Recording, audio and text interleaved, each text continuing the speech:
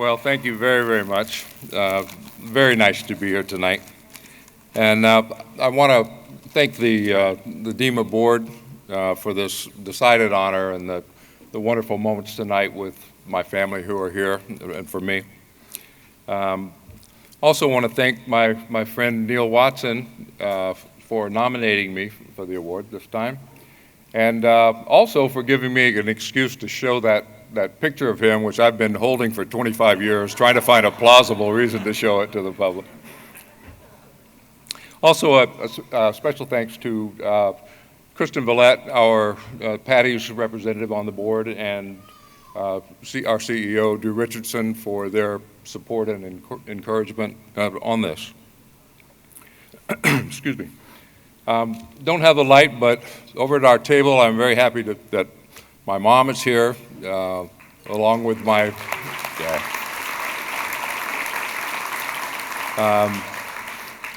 Uncle Bill, my wife Christine, my daughters Juliet and Erica, and my niece Jessica. And special guest for us, my longtime assistant at Patty, Julie Condo, who many of you will have seen her name if you've corresponded with me, who came to work for me in August of 1978 after I'd been at Patty for just 8 months. There's a lot of people that I want to thank tonight because for me, as I think as the video gives a hint of, it wasn't a straight line, to get to the dive industry. And all along the way, there were so many people that helped, and there's a lot of people that I want to thank. I did tell the DEMA staff that I thought what my speech would be maybe about 20 minutes of thank yous, and I can close it with a few minutes at the end. And they said, no, they will get the hook out if I go too long, but I'm going to jump right into it anyway. First thing I want to thank my dad, who's not with us, unfortunately, but he taught me about nature, and from the time I was young, going down in the woods and learning how to let the animals come to you and let the animals' own curiosity bring them to, so you're both in an encounter. And as he would say in his accent, said, boy, if you just go walking through the woods, you're going to see some animals, but it's only going to be the hind end going the other way. And it's something that I always remembered. And when we moved to Guam, he was in the Air Force, we moved to Anderson Air Force Base when I was 12 years old, and put my head underwater that first time, I knew I was looking into the heart of nature. And there was never any question about what I needed to do. From my mom, she helped me learn how to express these kinds of feelings because she taught me to read and write even before I went to school, which was quite an advantage in those days. But I want to thank her for that, and because that's been very much a part of my whole life and career in diving. Also need to express thanks to the guy that was mentioned in the video, my best buddy John Moore. And he was an Air Force kid as well. We met in high school in Fayetteville, North Carolina, where I had gone after leaving Guam and then being truly a fish out of water, landlocked. Because back in the 60s, there wasn't a lot of diving going on around then. My parents didn't dive, so I had 4 or 5 years there where I didn't get to go in the water. And people would say, so what are you going to do after school? What are you going to do when you grow up? And I said, I want to be a diver. And they said, you want to jump off of diving boards? And it's like, no, like Jacques Cousteau or something. And you'd see the eyes would roll and okay. But my buddy John was the one person who had enough sense of adventure, and he was also a good athlete, who would, that sounds great, let's go. And so for those trips, when I finally got to university and started to be able to go camp out on the beach in the Florida Keys or go to the Bahamas or Hawaii, everywhere we went, I had a buddy to go with me because you couldn't have done that then by myself. So owe a lot of this to him.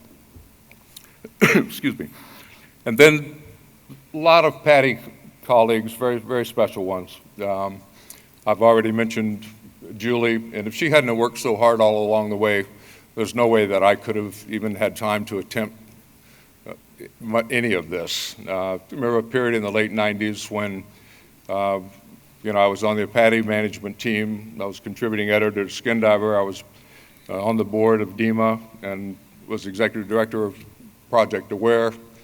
And it was, fast times. It's also when we got our first laptop computers at Patty, and the one we got, someone later called an electronic brick. And I didn't know how to type anyway. So wherever I was traveling every day, some part of the day would be a call to Julie. She would read me all the emails I had received. I would dictate the answer, and she would email back in my name, and we still made it through with very little delay. So a lot of thanks to Julie, who's sitting over there. Also some others, Carl Shreves, a good friend at Patty, who taught me Photoshop once I made the transition from film. Pat Fozick, who's here, a lot of people will know, works in Patty's risk management for many years, helps out so many people when they get threatened with lawsuits and so forth. Jeff Nadler, who's many of you will know, who was Patty's first regional manager, worked with me for many, many years. And then Mary Simon, that some of you will run into, who's our contract consultant at Patty, who still works for me these many years later. But just some special acknowledgement to them. And then with Project Aware, actually Kristen Villette was the first employee of Project Aware, and she eventually became the executive director, and she and the people that even followed her, took Project Aware to a level that none of us had ever really imagined in those early days. So hats off to her. And during that same period of time, in terms of learning about the realities and the real environmental concerns, Dr. Sylvia Earle, who had been a previous dive buddy on a time or two, gave really wonderful advice and inspiration to us.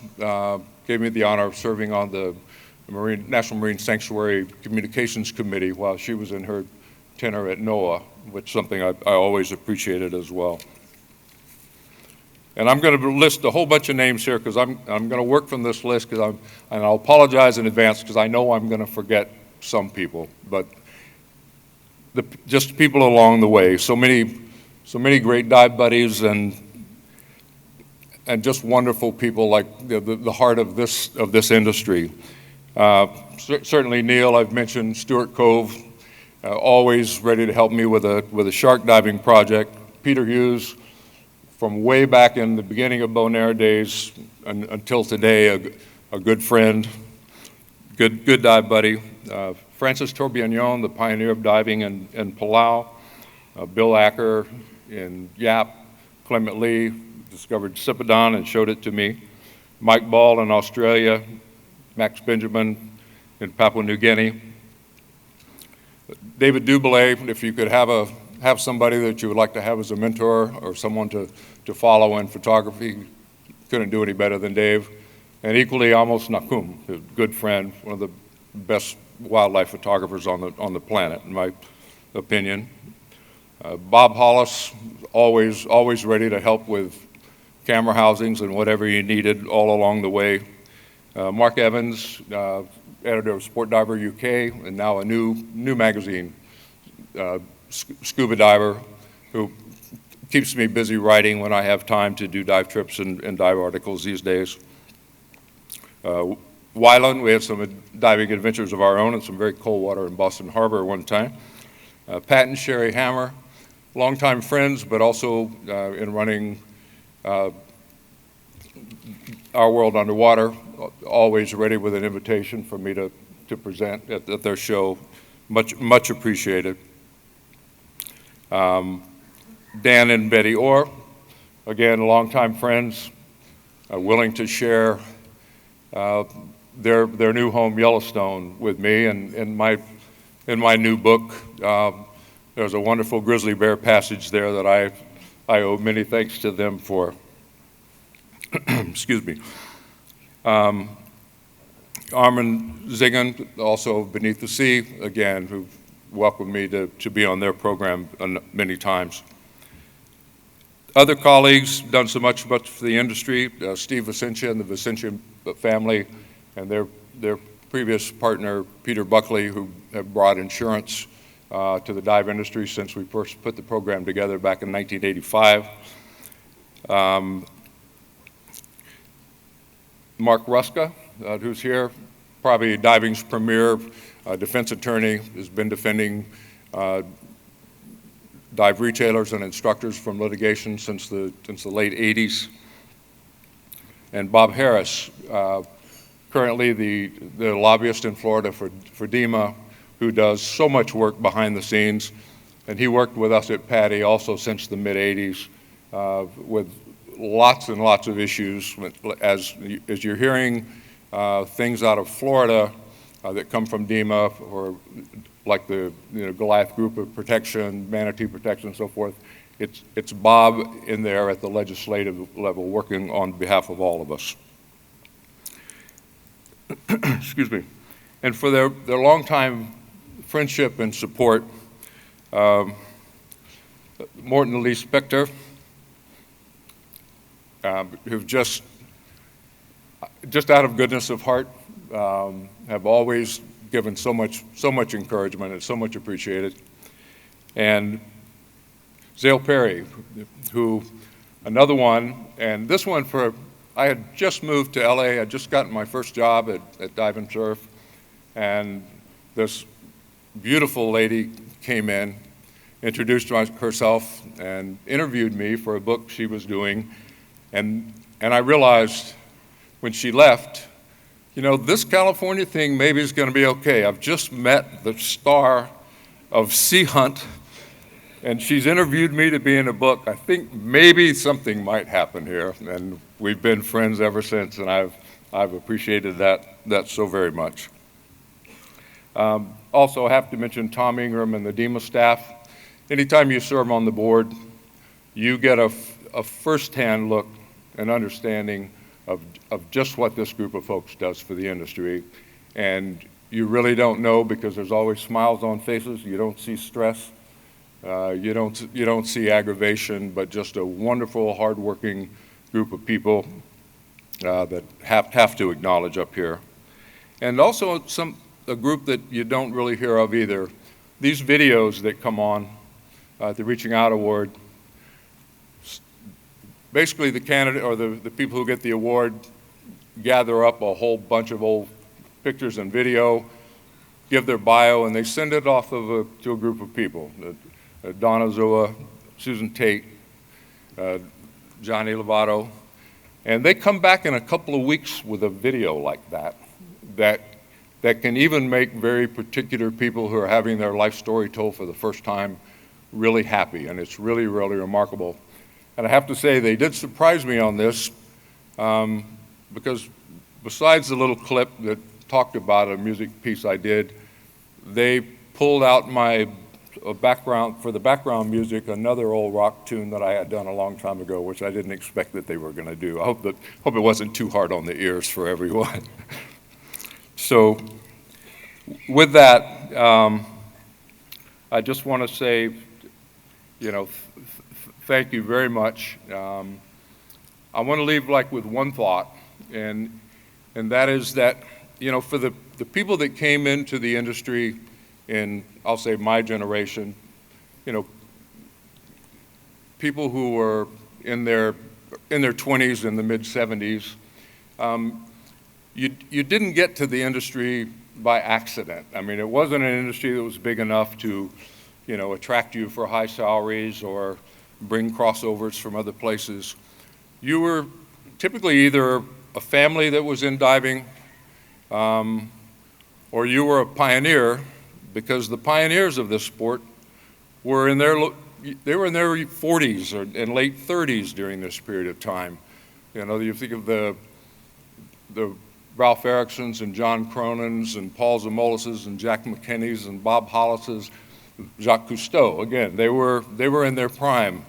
And the next group of us who came in and got opportunities, it was because one of these pioneers gave us encouragement, gave us an opportunity to do something, and it for those of us who were coming in, I mean, we were dreamers. It's all you can say. And these wonderful people gave us the opportunity to live out that dream. And I think now, if we look at the young people coming in now, and not just young, but maybe just young to the industry, because they may not be young in age. But when we look at those people and what they know and what they feel compared to us when we came in, the dive training they have is so far beyond anything we ever imagined. Their rescue and emergency medical skills, the way they treat customers, their ability to market through social media, but more than anything, their awareness and their commitment to the environment. And I think for us, you know, there were some of us who were on the leading edge, but what it was, we quit spearing fish and started taking pictures of them instead. But that's about as far as we understood. And this new group of people coming in, they're coming in with that awareness, with that commitment to protecting the environment. So I think for all of us, we should feel good that the future of our industry, the future for protecting our marine environment is in very, very good hands. And I'd say when we meet these people, and when they find out who we are, that we were in the industry, they very often come ask us for advice. Let's give them more than time of day. Let's give them encouragement.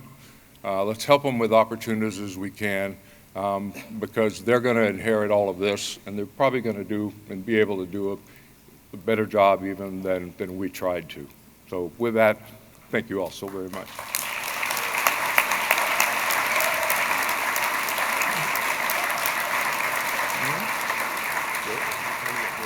What do you want me to do?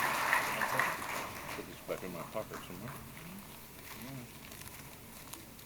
All right. Congratulations. All right. Thank you all. Congratulations, Al.